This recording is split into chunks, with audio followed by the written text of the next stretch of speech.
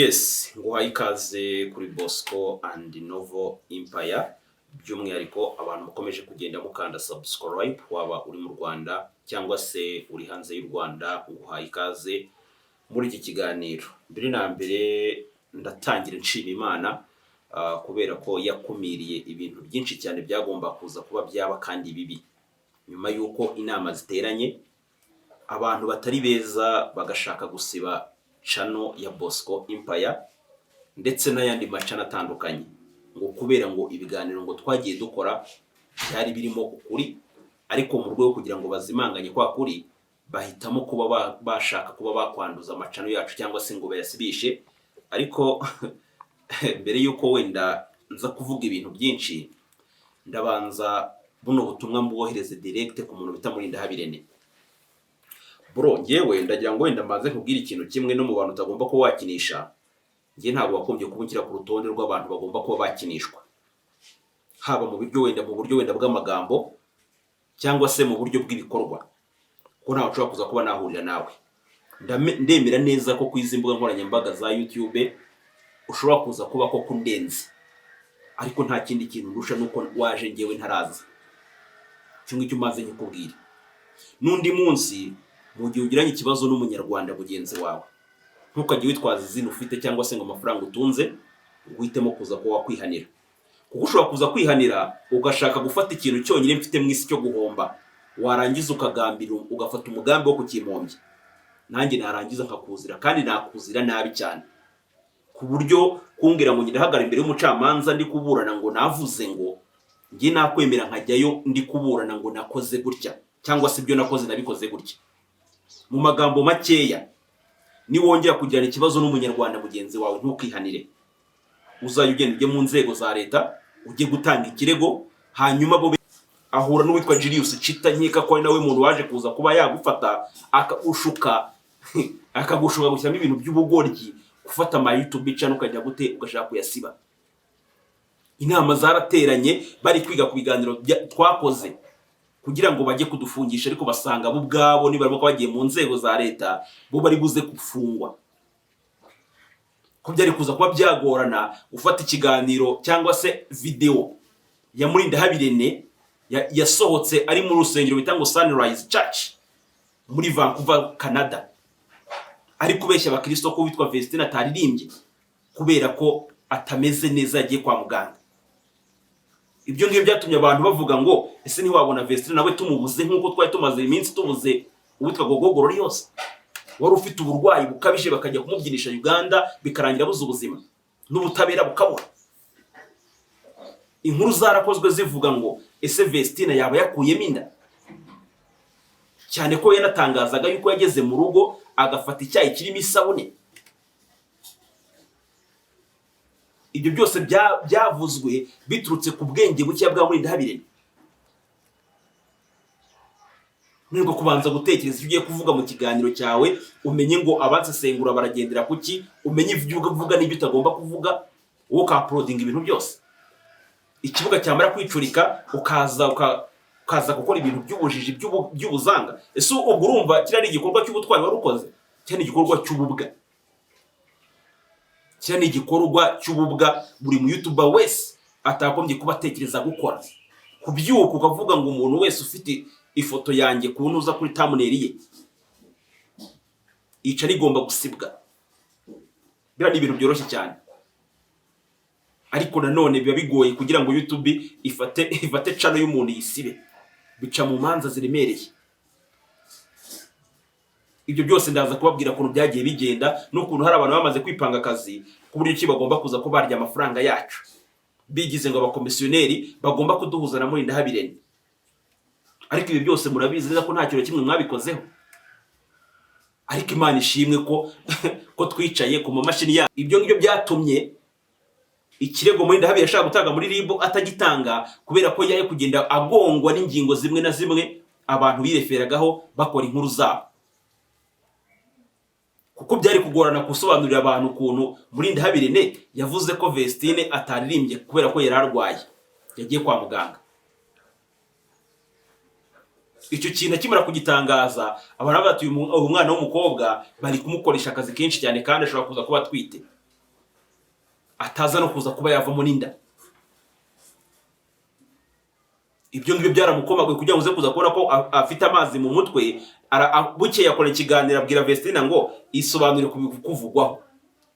Vestina atangaje amagambo avuga ngo ntago nari ndwaye, barababeshye, ntago nari ndwaye.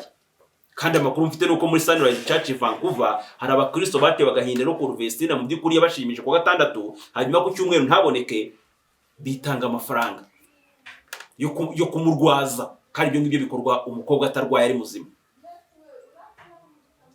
ngo kubera ko ngo yaririmbye ngo kananirwa bituma ataza ku cyumweru guterana. Dorcas arimba wenyine.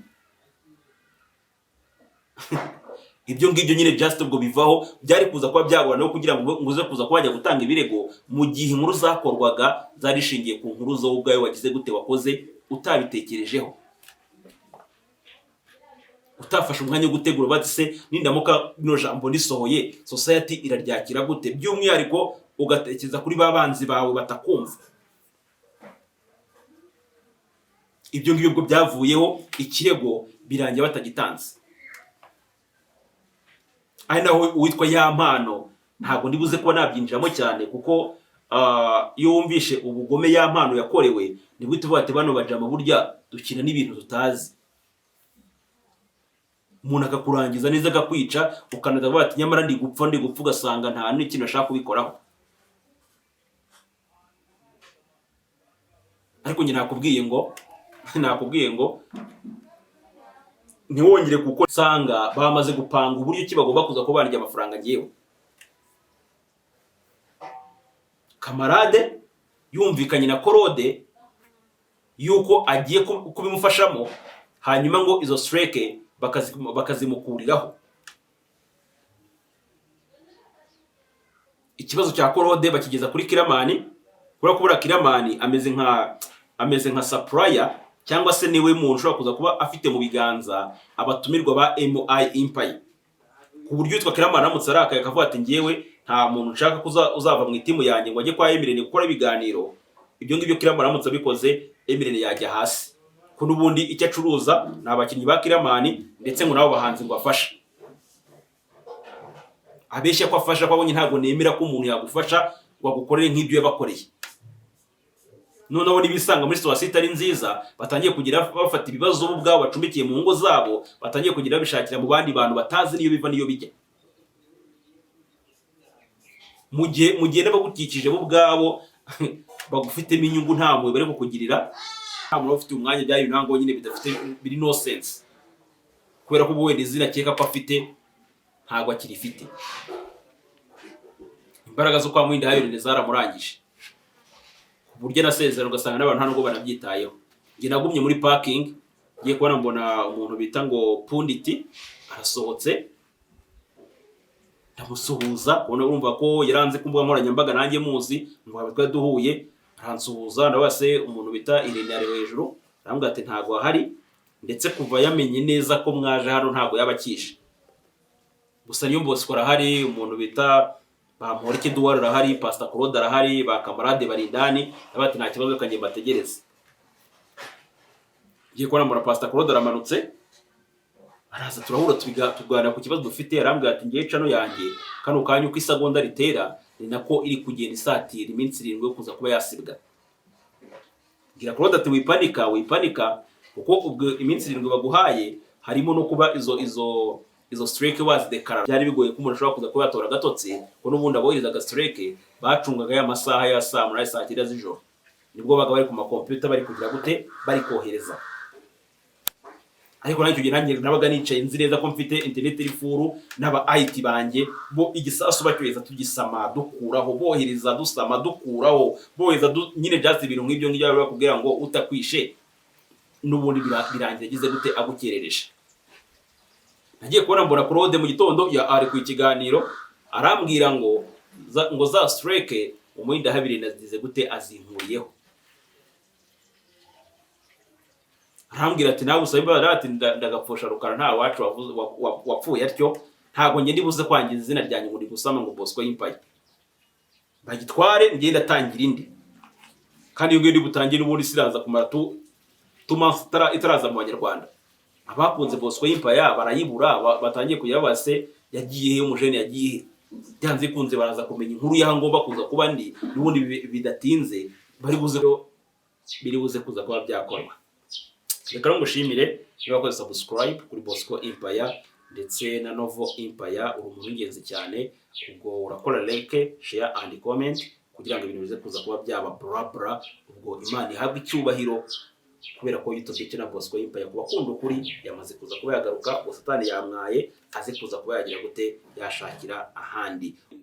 Nza kuvuga ibintu byinshi, ndabanza buno butumwa mbohereze direct ku muntu bita Murindahabirene. Bro, ngewe ndagira ngo wenda mbanze kubwira ikintu kimwe no mu bantu utagomba ko wakinisha. Nge ntabwo wakombye kubukira ku rutonde rw'abantu bagomba kuba bakinishwa, haba mu buryo wenda bw'amagambo cyangwa se mu buryo bw'ibikorwa, ko ntawe ushobora kuza kuba nahurira nawe. Ndemera neza ko kwiza imbuga nkoranyambaga za YouTube ushobora kuza kuba ko kundenze, ariko nta kindi kintu ndusha nuko waje ngewe ntaraza. Kimwe cyo maze nyikubwira, n'undi munsi mu gihe ugiranye ikibazo n'umunyarwanda mugenzi wawe, ntukajye witwaza izina ufite cyangwa se ngo amafaranga utunze uhitemo kuza kuba wakwihanira. Kuko ushobora kuza kwihanira ugashaka gufata ikintu cyonyine mfite mu isi cyo guhomba, warangiza ukagambira ugafata umugambi wo kukimpombya, nanjye narangiza nkakuzira, kandi nakuzira nabi cyane, ku buryo kumbwira ngo ndahagara imbere y'umucamanza ndi kuburana ngo navuze ngo ngiye nakwemera nkajyayo ndi kuburana ngo nakoze gutya, cyangwa se ibyo nakoze nabikoze gutya.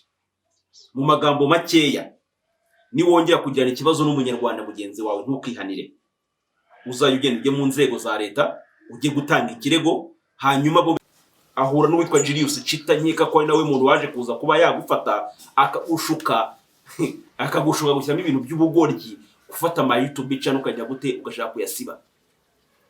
Inama zarateranye bari kwiga ku biganiro twakoze kugira ngo bajye kudufungisha, ariko basanga bo ubwabo niba barimo bagiye mu nzego za leta bo bari buze gufungwa.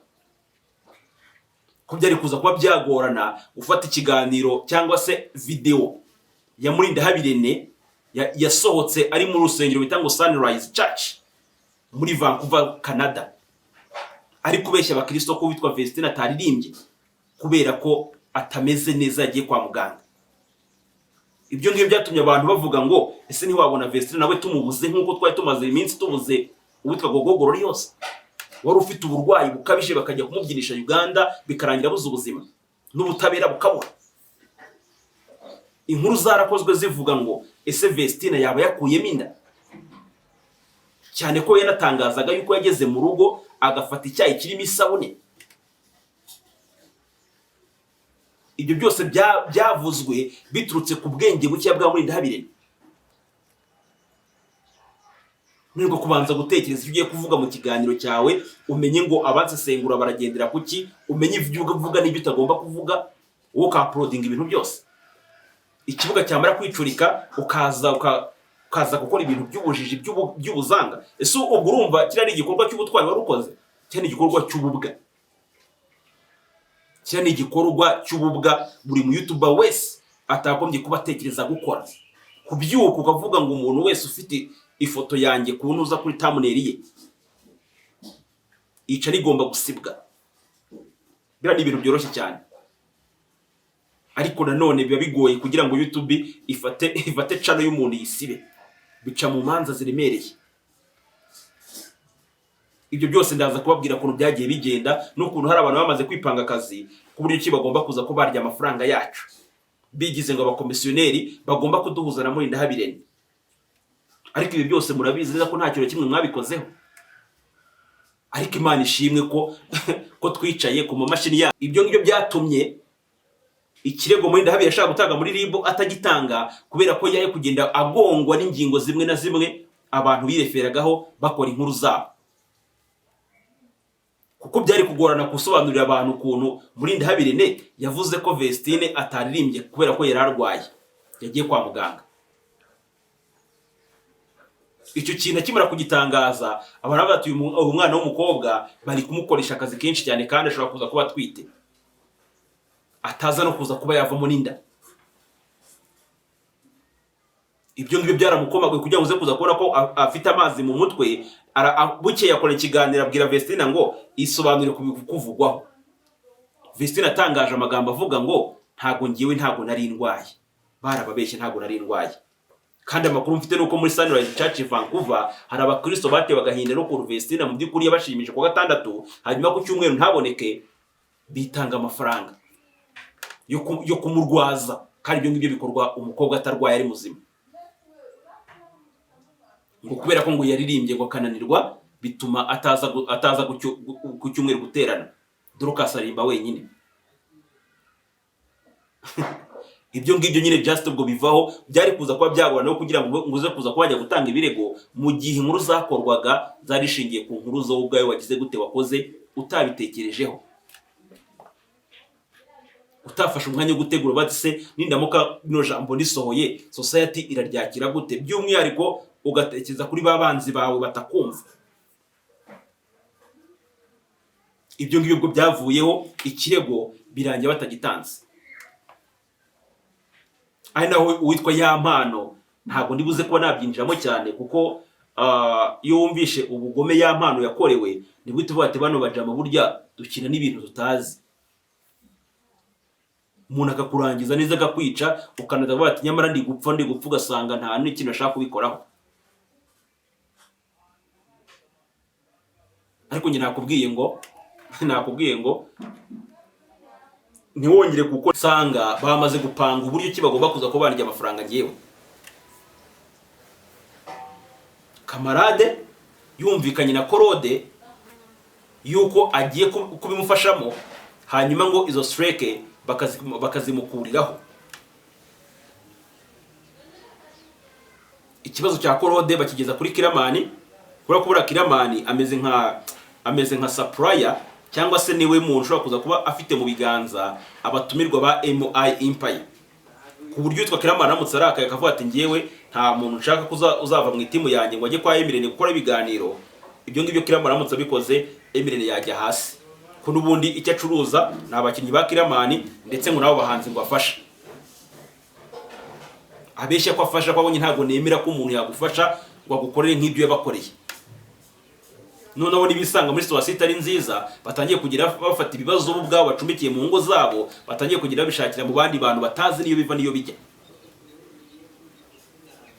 Mu gihe n'abagukikije bo ubwabo bagufitemo inyungu nta mwe bari kukugirira, nta muntu ufite umwanya byari ntango nyine bidafite biri no sense, kubera ko wowe izina cyeka ko afite ntago akirifite.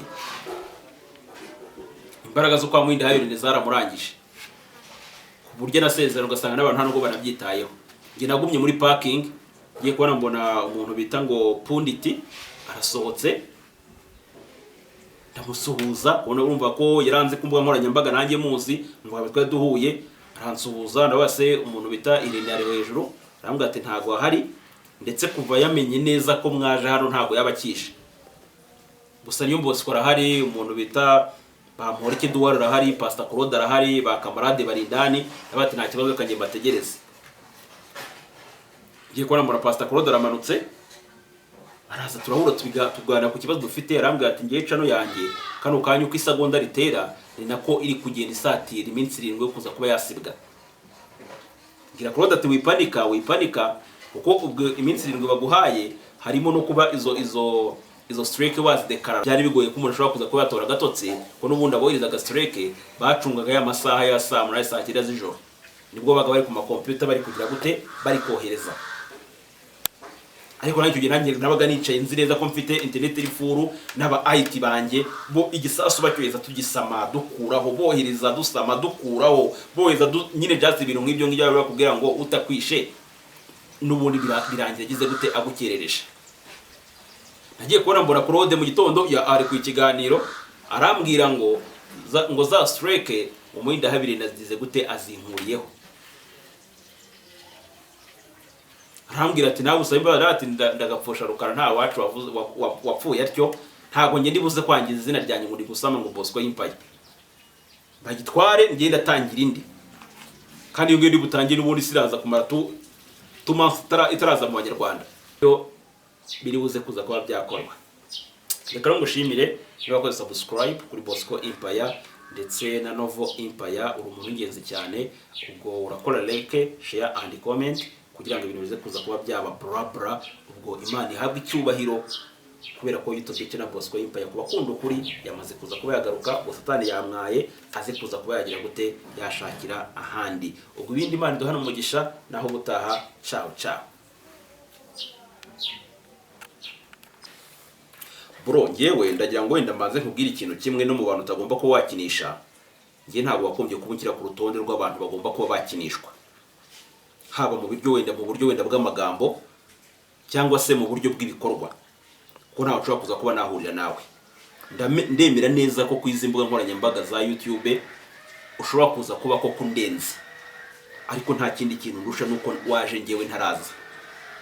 Cyangwa icyo maze nkikubwira, n'undi munsi mu gihe ugiranye ikibazo n'umunyarwanda mugenzi wawe, ntukajye witwaza izina ufite cyangwa se ngo amafaranga utunze uhitemo kuza kuba wakwihanira, kuko ushobora kuza kwihanira ugashaka gufata ikintu cyonyine mfite mu isi cyo guhomba, warangiza ukagambira ugafata umugambi wo kukimombya. Nanjye narangiza nkakuzira, kandi nakuzira nabi cyane, ku buryo kumbwira ngo ndahagara imbere y'umucamanza ndi kuburana ngo navuze ngo ngiye nakwemera nkajyayo ndi kuburana ngo nakoze gutya, cyangwa se ibyo nakoze nabikoze gutya. Mu magambo makeya, ni wongera kugirana ikibazo n'umunyarwanda mugenzi wawe ntukihanire, uzaye ugenda ujye mu nzego za leta ujye gutanga ikirego, hanyuma bo ahura n'uwitwa Julius Chita, nkeka ko ari nawe muntu waje kuza kuba yagufata akagushuka gushyiramo ibintu by'ubugoryi, gufata ama YouTube channel ukajya gute ugashaka kuyasiba. Inama zarateranye bari kwiga ku biganiro twakoze kugira ngo bajye kudufungisha, ariko basanga bo ubwabo nibarimo ko bagiye mu nzego za leta bo bari buze gufungwa. Ko byari kuza kuba byagorana gufata ikiganiro cyangwa se video ya Murindahabirene yasohotse ari mu rusengero bita ngo Sunrise Church muri Vancouver, Canada, ari kubeshya abakristo ko witwa Vestine ataririmbye kubera ko atameze neza, yagiye kwa muganga. Ibyo ngibyo byatumye abantu bavuga ngo ese ntiwabona Vestine nawe tumubuze nk'uko twari tumaze iminsi tubuze uwitwa Gogogoro yose wari ufite uburwayi bukabije, bakajya kumubyinisha Uganda bikarangira buze ubuzima n'ubutabera bukabura. Inkuru zarakozwe zivuga ngo ese Vestine yaba yakuyemo inda, cyane ko yanatangazaga yuko yageze mu rugo agafata icyayi kirimo isabune. Ibyo byose byavuzwe biturutse ku bwenge buke bwa Murindahabirene. Nubwo kubanza gutekereza ibyo ugiye kuvuga mu kiganiro cyawe, umenye ngo abasesengura baragendera kuki, umenye ibyo uvuga n'ibyo utagomba kuvuga, wowe ka uploading ibintu byose. Ikibuga cyamara kwicurika ukaza gukora ibintu by'ubujiji by'ubuzanga. Ese ubwo urumva kira ari igikorwa cy'ubutwari warukoze, cyane igikorwa cy'ububwa. Kira ni igikorwa cy'ububwa buri mu YouTuber wese atakombye kuba atekereza gukora. Kubyuka ukavuga ngo umuntu wese ufite ifoto yanjye kunuza kuri thumbnail ye ica rigomba gusibwa. Bira ni ibintu byoroshye cyane, ariko nanone biba bigoye kugira ngo YouTube ifate channel y'umuntu yisibe, bica mu manza ziremereye. Ibyo byose ndaza kubabwira ukuntu byagiye bigenda, n'ukuntu hari abantu bamaze kwipanga akazi ku buryo ki bagomba kuza ko barya amafaranga yacu, bigize ngo abakomisiyoneri bagomba kuduhuza na Murindahabirene. Ariko ibi byose murabizi neza ko nta kintu kimwe mwabikozeho, ariko Imana ishimwe ko twicaye ku mamashini ya. Ibyo ngibyo byatumye ikirego Murindahabirene yashaka gutanga muri RIB atagitanga, kubera ko yaje kugenda agongwa n'ingingo zimwe na zimwe abantu bireferagaho bakora inkuru zabo. Kuko byari kugorana gusobanurira abantu ukuntu Murindahabirene yavuze ko Vestine ataririmbye kubera ko yari arwaye, yagiye kwa muganga. Icyo kintu kimara kugitangaza, abantu batuye umwana w'umukobwa bari kumukoresha akazi kenshi cyane, kandi ashobora kuza kuba atwite, ataza no kuza kuba yavamo n'inda. Ibyo ngibyo byaramukomaguye kugira ngo uze kuza kubona ko afite amazi mu mutwe. Bukeye yakora ikiganiro abwira Vestine ngo isobanure kuvugwaho. Vestine atangaje amagambo avuga ngo ntago ngiwe ntago nari ndwaye, barababeshye ntago nari ndwaye. kandi amakuru mfite nuko muri Sunrise Church Vancouver hari abakristo batewe agahinda no ku Vestina mu by'ukuri yabashimisha ku gatandatu, hanyuma ku cyumweru ntaboneke, bitanga amafaranga yo kumurwaza, kandi ibyo ngibyo bikorwa umukobwa atarwaye ari muzima, ngo kubera ko ngo yaririmbye ngo kananirwa bituma ataza ku cyumweru guterana. Dorcas arimba wenyine. Ibyo ngibyo nyine just ubwo bivaho, byari kuza kuba byagorana kugira ngo nguze kuza kubajya gutanga ibirego mu gihe inkuru zakorwaga zarishingiye ku nkuru zo ubwawe wagize gute wakoze utabitekerejeho, utafashe umwanya wo gutegura bati se nindamuka no jambo nisohoye society iraryakira gute, by'umwihariko ugatekereza kuri babanzi bawe batakumva. Ibyo ngibyo byavuyeho, ikirego birangiye batagitanze. Ari naho uwitwa Yampano ntabwo ndibuze kuba nabyinjiramo cyane, kuko iyo wumvishe ubugome Yampano yakorewe nibwo tuvuga ati bano bajama burya dukina n'ibintu tutazi. Umuntu akakurangiza neza akakwica, ukanavuga ati nyamara ndi gupfa ugasanga nta n'ikintu ashaka kubikoraho. Ariko njye nakubwiye ngo ntiwongere kuko sanga bamaze gupanga uburyo ki bagomba kuza ko banjye amafaranga ngewe. Kamarade yumvikanye na Korode yuko agiye kubimufashamo, hanyuma ngo izo strike bakazimukuriraho. Ikibazo cya Korode bakigeza kuri Kiramani, kubera Kiramani ameze nka supplier, cyangwa se niwe muntu ushobora kuza kuba afite mu biganza abatumirwa ba MI Empire, ku buryo yitwa Kiramani amutse arakaye akavuga ati ngewe nta muntu nshaka uzava mu itimu yanjye ngo ajye kwa Emirene gukora ibiganiro. Ibyo ngibyo Kiramani amutse abikoze, Emirene yajya hasi, ko n'ubundi icyo acuruza ni abakinnyi ba Kiramani ndetse ngo nabo bahanze ngo afashe. Abeshya ko afasha, ko abonye ntabwo nemera ko umuntu yagufasha ngo agukorere nk'ibyo yabakoreye. Noneho nibisanga muri situation itari nziza, batangiye kugira bafata ibibazo bo ubwabo bacumbikiye mu ngo zabo, batangiye kugira bishakira mu bandi bantu batazi niyo biva niyo bijya. Mu gihe n'abagukikije bo ubwabo bagufitemo inyungu nta mwe bari kukugirira, nta muntu ufite umwanya bya ibintu ngo nyine bidafite biri no sense, kubera ko wenda izina keka ko afite ntago akirifite. Imbaraga zo kwa Mwinda Hayirinde zaramurangije ku buryo nasezerano ugasanga n'abantu nta nubwo banabyitayeho. Nge nagumye muri parking, ngiye kubona mbona umuntu bita ngo Punditi arasohotse, ndamusuhuza, ubona urumva ko yaranze kumbuga nkoranyambaga nanjye muzi, ngo twari duhuye, aransuhuza ndabase umuntu bita Irene ari hejuru, arambwira ati ntago ahari, ndetse kuva yamenye neza ko mwaje hano ntago yabakishe. Gusa niyo Bosco arahari, umuntu bita Bamporiki Duwara arahari, Pastor Claude arahari, ba Kamarade barindani, abati nta kibazo kanjye mbategereze. Ngiye kubona mbona Pastor Claude aramanutse, araza turahura tuganira ku kibazo dufite, arambwira ati ngiye cano yanjye kano kanyu ko isagonda ritera ni nako iri kugenda isatira iminsi 7 yo kuza kuba yasibwa. Ngira Claude ati wipanika kuko ubwo iminsi 7 baguhaye harimo no kuba izo strike dekara. Byari bigoye ko umuntu ashobora kuza kuba yatora gatotse, ko n'ubundi abohereza strike bacungaga ya masaha ya saa 8 saa 9 z'ijoro, nibwo baga bari ku makompyuta bari kugira gute bari kohereza.